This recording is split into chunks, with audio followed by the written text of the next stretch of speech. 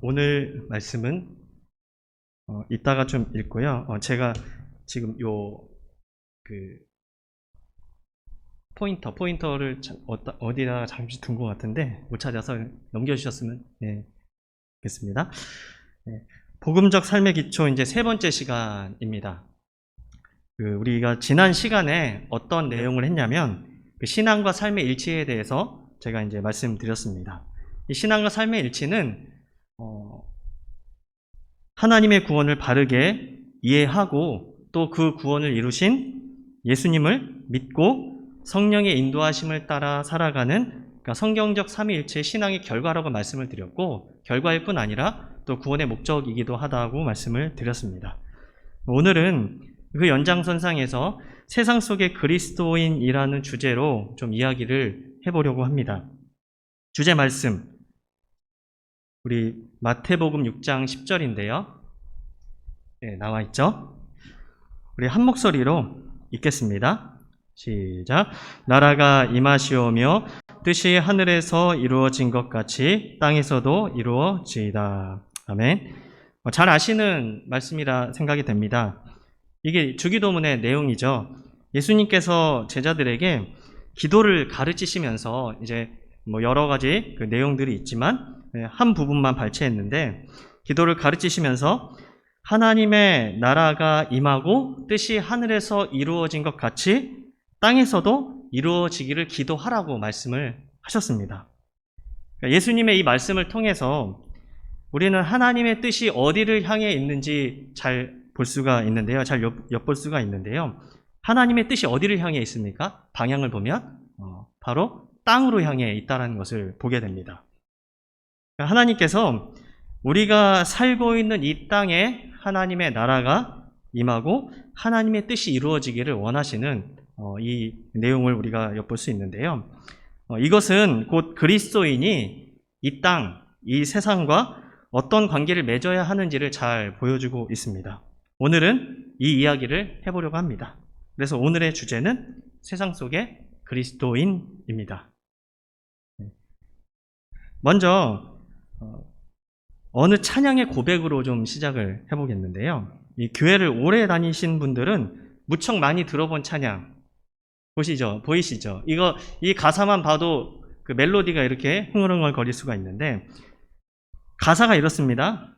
제가 1절만 읽어드리면, 죄 많은 이 세상은 내 집 아니네, 내 모든 보화는 저 하늘에 있네, 저 천국문을 열고 나를 부르네, 나는 이 세상에 정들 수 없도다. 오 주님 같은 친구 없도다.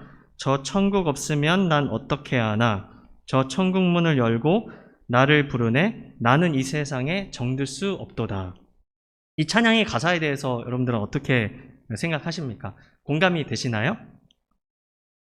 저는 이 찬양을 부르면서 예전에 어떤 생각을 하게 됐냐면, 죄 많은 이 세상은 정말 내 집이 아니구나.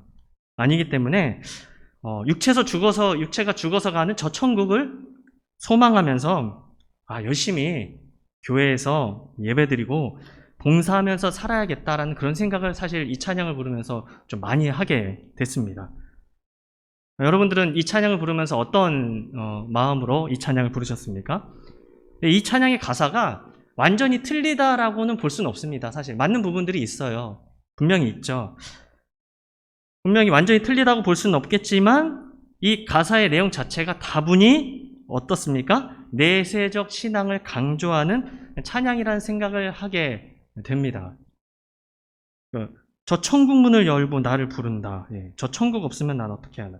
근데 이제 이 천국에 대한 정의를 물론 이제 하나님 나라로 정의를 하면 또 이렇게 다르게 해석이 될 수 있겠지만, 이제 예전에 이제 제가 배웠을 때는 이 천국을 어떻게 생각을 했냐면 주로 육체가 죽어서 가는 내세, 어떤 장소를 이야기했기 때문에 이 찬양을 부르면서 내세적 신앙, 이것을 좀 많이 생각하게 되었다라는 거죠. 근데 구원을 단지 내세 천국 입장권을 받는 것으로 이걸 중심으로 생각을 한다면 신앙생활이 어떻게 나타나게 될까요? 이 내세적 신앙의 중심의 결과, 이미 우리가 교회에서 그렇게 구원을 생각하면서 신앙생활을 했던 분들의 모습이 나타납니다. 그렇게 나타나게 돼요.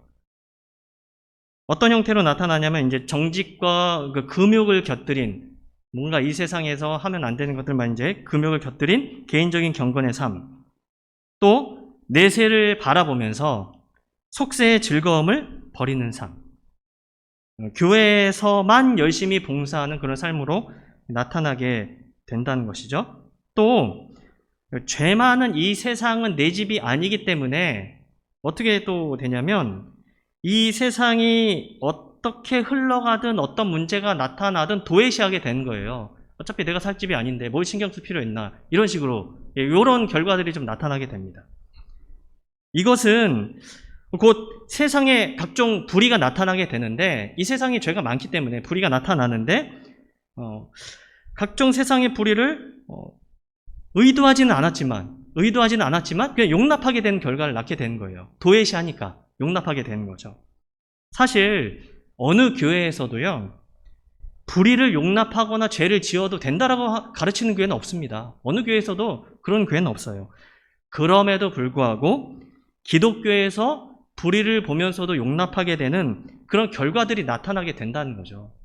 근데 여러분, 지금 현세를 무시하고 내세만 강조하는 그런 종교는요, 불교도 사실 그렇습니다. 불교도 그래요. 이런 굉장히 큰 문제가 나타나는 거죠. 그래서 폴 마샬이라는 사람은 어떤 책을 썼냐면 천국만이 내 집은 아닙니다 라는 그런 책을 쓰기도 했습니다.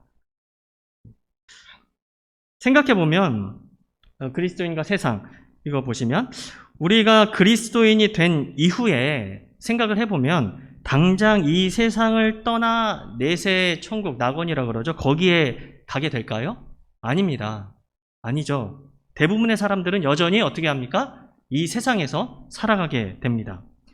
따라서 우리가 이 세상 속에 살잖아요. 예수 그리스도를 믿는 하나님의 백성이 된다는 것은 필연적으로 그리스도인이 되기 전과 다르게 이 세상과 독특한 관계를 형성하게 됩니다. 세상 속에서 남아서 살기 때문에 독특한 관계를 형성하게 된다는 거죠. 그래서 레위기 18장 3절부터 4절은 이 사실을 잘 보여줍니다. 레위기 18장 3절부터 4절 제가 읽겠습니다. 너희는 너희가 거주하던 애굽 땅의 풍속을 따르지 말며 내가 너희를 인도할 가나안 땅의 풍속과 규례도 행하지 말고 너희는 내 법도를 따르며 내 규례를 지켜 그대로 행하라. 나는 너희의 하나님 여호와이니라. 이렇게 말씀을 하셨습니다. 출애굽한 백성들 대상으로 말씀하신 거죠. 그러니까 하나님께서는 출애굽한 이스라엘 백성이 전에 살았던 그 애굽에서의 풍속들이 있죠. 그곳 그리고 앞으로 들어갈 뭡니까? 가나안 땅의 풍속과 규례들이 있는데 이것들을 행하지 말고 하나님의 법을 따르면서 살 것을 말씀하셨습니다. 무슨 뜻이냐면 출애굽한 이스라엘 백성은 하나님이 없는 세상, 애굽, 본래 가나안 원주민이 살던 그 가나안과 전혀 다른 관계 속에서 살아가야 한다는 그런 뜻이죠. 출애굽한 이스라엘 백성은 가나안 땅에서 이제 불의한 애굽 풍속, 하나님 보시기에 바르지 않은 애굽 풍속과 가나안 풍속을 적극적으로 어떻게 합니까? 제거하고 대체하면서 하나님의 법을 따르며 하나님의 통치를 그 땅에서 나타내야 한다는 것을 이야기하는 거죠. 그러면 그리스도인과 세상과의 관계는 어떻게 이게 설정을 하면 좋을까요? 이제 이게 중요한 거죠. 그리스도인이 세상을 어떻게 바라보고 살아야 하는지 이 관계를 프랑스 신학자이자 또 철학자인 그 자크 엘룰이라는 사람이 잘 정리를 했는데요. 이 도표를 보면 여기 보시는 것과 같이 다음과 같습니다. 영어로 이제 됐는데 제가 다 설명을 해드릴 거예요. 자크 엘룰은 그리스도인은 세상과 네 가지 관계를 맺게 된다라고 그렇게 좀 나누어 놨습니다. Out of the world, in the world, not of the world, into the world로 이렇게 정리를 했습니다. 이 네 가지가 우리가 좀 정리가 되어 있어야 합니다. 이 세상과의 관계를 설정할 때. 먼저 설명을 해드리면 그리스도인과 세상의 관계는 첫 번째가 뭐냐면 out of the world입니다. 그리스도인은 세상 밖에 속해 있는 사람들이라는 거예요. 골로새서 1장 13절을 제가 읽겠습니다. 그가 우리를 흑암의 권세에서 건져내사 그의 사랑의 아들의 나라로 옮기셨으니. 그러니까 우리는 예수 그리스도의 구속의 은총으로 이 세상으로부터 구원을 받았습니다. 우리는 예수 그리스도를 통해 새로운 나라의 백성이 되었고, 우리는 하나님 아버지의 자녀로 다시 이제 태어나게 됩니다. 이것을 거듭난다라고 말을 하죠. 위로부터 태어났다, 이런 뜻입니다. 즉 무슨 얘기냐면 소속이 달라진다는 것을 의미합니다. 소속이 달라진다는 것. 그의 사랑의 아들의 나라로 옮겨졌다라는 것은 그리스도인의 소속이 달라진 것을 뜻합니다. 그러니까 세상 소속이 아니라 하나님 나라의 시민이 되었음을 뜻합니다. 이것은 이제 전적으로 예수 그리스도의 십자가의 죽음, 부활을 통해 우리 죄를 사하신 하나님의 은혜로 또 이루어지죠. 모든 것은 여기서 출발하는 거예요. 세상과의 관계 속에서 첫 번째 기억해야 될 점은 우리의 소속은 하나님 나라의 시민이다. 이거 이제 그렇게 바뀌어져 갔다라는 것을 기억을 해야 되는 거고요. 그렇게 소속이 달라진 그리스도인들은 하나님의 자녀가 되었지만 앞서 말씀드렸듯이 당장 이 세상을 죽어서 떠나는 것이 아니죠. 그래서 우리는 여전히 이 세상에 존재하면서 또한 이 세상에서 살아가게 됩니다. 그래서 그리스도인과 세상의 관계는 인더월드예요. 인더월드. 그리스도인은 세상 속에서 살아가는 사람들이죠. 예수께서 하나님의 아들이셨지만 성육신하여 이 세상에 존재하셨던 것과 마찬가지로 우리는 하나님의 백성이 되었지만 이 세상에 육체를 가진 존재로 이제 살아갑니다. 베드로전서 5장 9절을 보시면 너희는 믿음을 굳건하게 하여 그를 대적하라. 이는 세상에 있는 너희 형제들도 동일한 고난을 당하는 줄 알미라. 여기서 이제 그를 대적하라에서 그는 이제 마귀를 뜻합니다. 앞절이 이제 마귀가 우는 사자같이 삼키자를 찾는다라고 이렇게 이야기를 하는데 마귀를 뜻하죠. 그러니까 여전히 이 세상에서 살아가는 거죠. 우리는 그리스도인으로 살아가며 이 세상은 어떤 상태에 있냐면 마귀가 활동하고 죄로 인해 왜곡된 현실 속에 이 그리스도인이 살아가게 된 거예요. 우리가 그렇게 존재하기 때문에 때로 이 세상의 세상에서 탐욕적인 존재 방식으로 살아가도록 유혹을 받습니다. 그리고 그러한 세상의 방식과 타협하지 않을 때 고난을 당하기도 하죠. 이런 관계가 맺어지게 되고요. 우리는 이 세상에서 육신을 가지고 살아가게 됩니다. 그러나 이 세상의 방식, 이 세상의 세계관을 따라 살아서는 안 됩니다. 그래서 그리스도인과 세상과의 관계는 바로 not of the world입니다. 그러니까 세상에 있으면서 살아가면서도 세상 방식에 속하지 않은 사람들이라는 것이죠.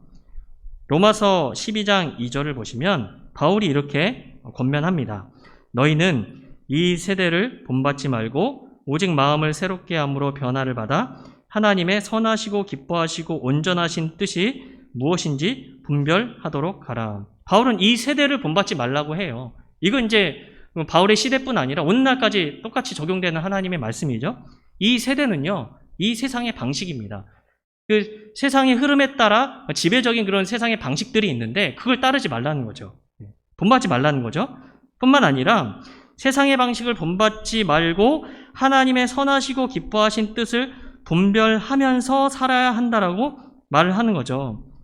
다시 말해서 하나님의 선하시고 기뻐하시는 뜻이 무엇인지 깊이 묵상하고 또 생각하고 그것이 이 세상의 방식과 어떻게 다른지 알고 다른 삶을 살라는 그런 바울의 권면입니다. 그냥 분별만 하라 아니라 그 분별한 대로 그대로 살아내라는 바울의 권면인 것이죠.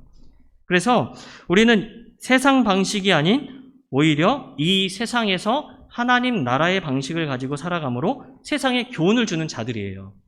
하나님이 살아계시고 하나님 나라의 방식이 이거다라고 몸으로 보여주는 사람들이라는 거죠. 이것이 이제 이 세상에 하나님 나라를 임하게 하는 것인데요. 이게 이제 세 번째 그리스도인과 세상의 관계인데, 그리고 그리스도인은 세상과 어떻게 또 관계를 맺게 되냐면 마지막으로 그리스도인은 세상을 향해 보냄을 받은 자들입니다. 그냥 세상 속에서만 사는 게 아니라 세상을 향해 보냄을 받은 자로서 살아가게 된다는 거죠. 그러니까 하나님께서 세상을 구원하시기 위해 예수를 보내셨고 예수를 메시아로 믿는 그리스도인들은 하나님의 복음을 위해 세상으로 파송이 되는 겁니다. 이것이 그리스도인들이 이 세상에 존재하는 이유입니다.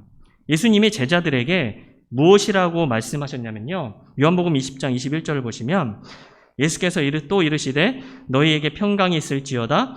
아버지께서 나를 보내신 것 같이 나도 너희를 보내노라. 이렇게 말씀하시죠. 그러니까 예수님은 제자들을 구원하시고 그냥 같이 데려가시는 게 아니라 세상 속으로 보내십니다.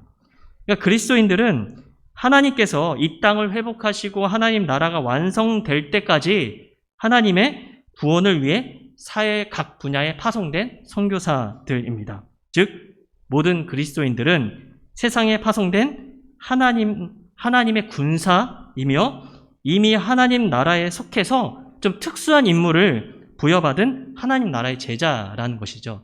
이게 이제 우리 마음 가운데 있어야 되는 거죠. 이 부르심이 그리스도인의 삶을 규정하고요. 그리스도인의 삶의 모습을 만들어냅니다.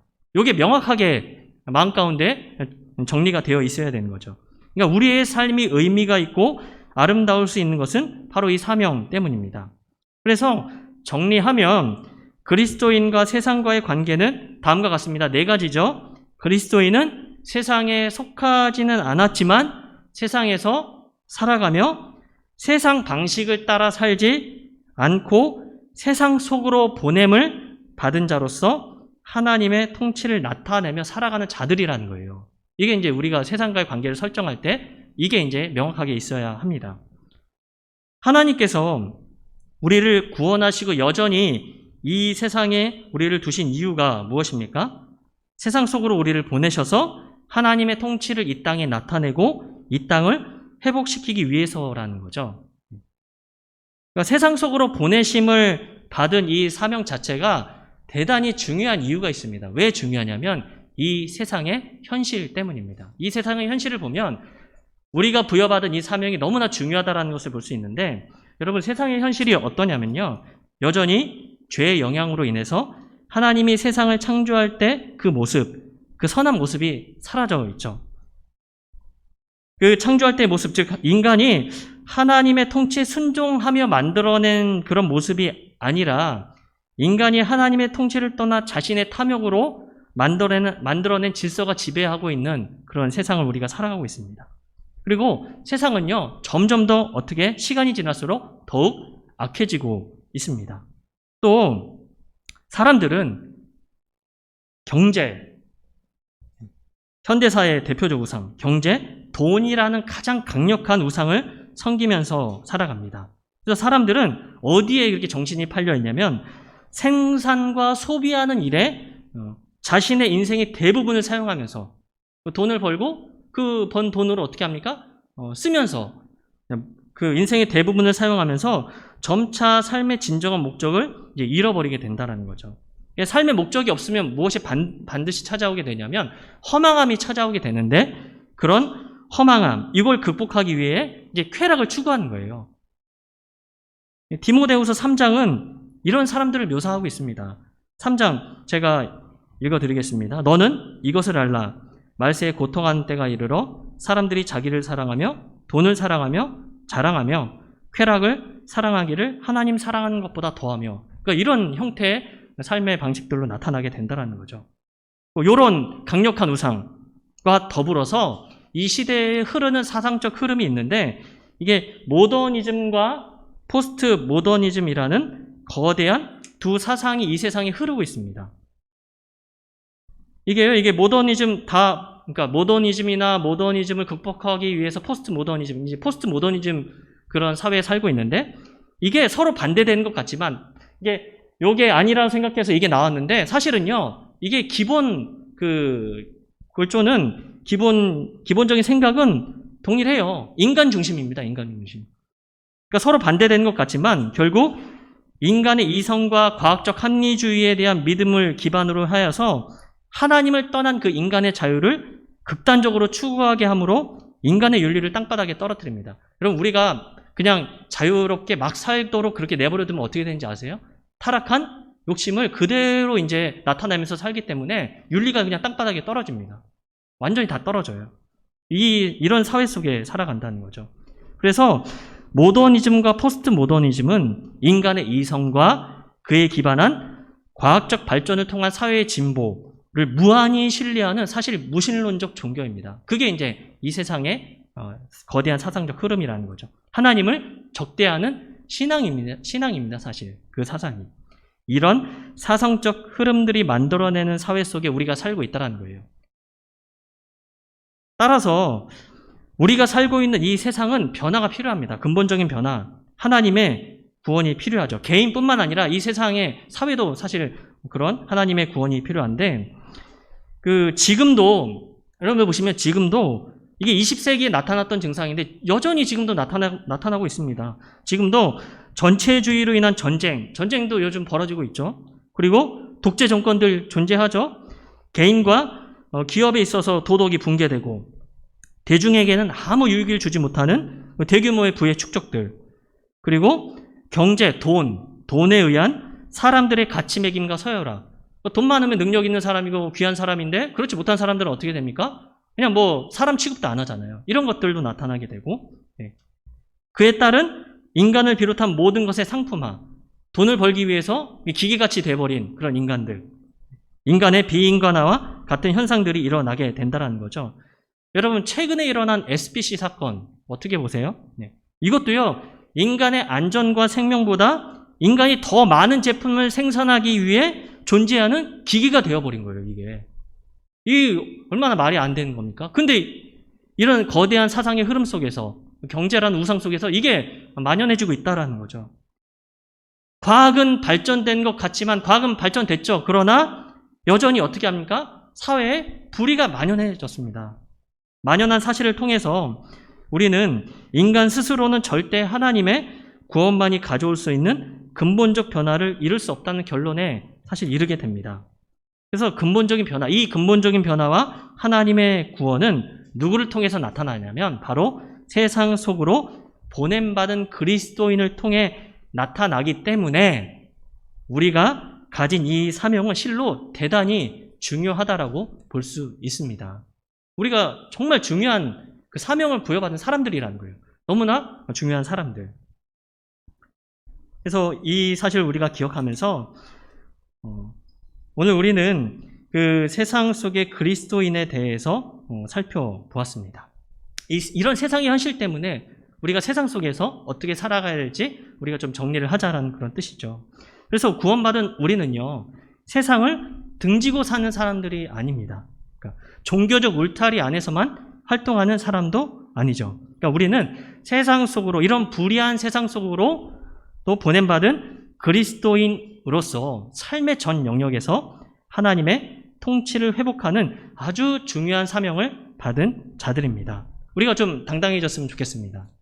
우리가 또 우리의 가치를 또 우리가 또 그렇게 생각했으면 좋겠고요. 바라기는 성경의 가르침을 통해서 이 세상의 우상 숭배적 경영과 또 시대의 흐름을 잘 분석해내고 우리 삶의 모든 영역에서 하나님의 통치에 의한 회복이 일어나도록 그 사명, 우리가 부여받지 않았습니까? 그 사명에 힘쓰는 우리 모두가 되기를 간절히 소망합니다. 오늘 세상 속의 그리스도인 이 관계 4가지를 잘 기억하면서 우리가 대단히 중요한 사명을 부여받은 사람들임을 기억하고 하나님 앞에서 그렇게 살아가는 우리의 모습이 되었으면 좋겠습니다.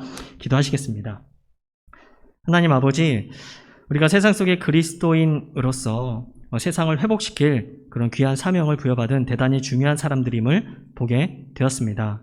물론 이 세상이 완전한 하나님의 나라가 되진 않지만 그러나 이 땅에 우리를 남겨두신 이유는 하나님의 구원이 개인과 사회 속에 임하기를 원하시는 하나님의 마음이 있다는 것을 다시 한번 우리가 배우게 됩니다.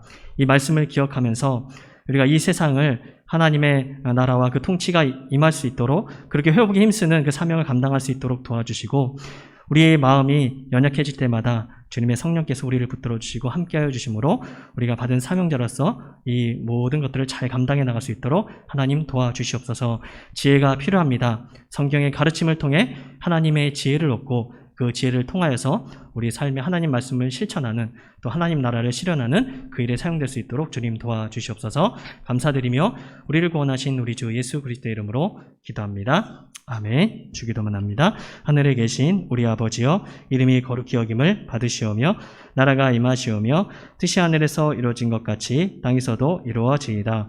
오늘 우리에게 일용할 양식을 주시옵고 우리가 우리에게 죄 지은 자를 사하여 준 것 같이 우리 죄를 사하여 주시옵고 우리를 시험에 들게 하지 마시옵고 다만 악에서 구하시옵소서.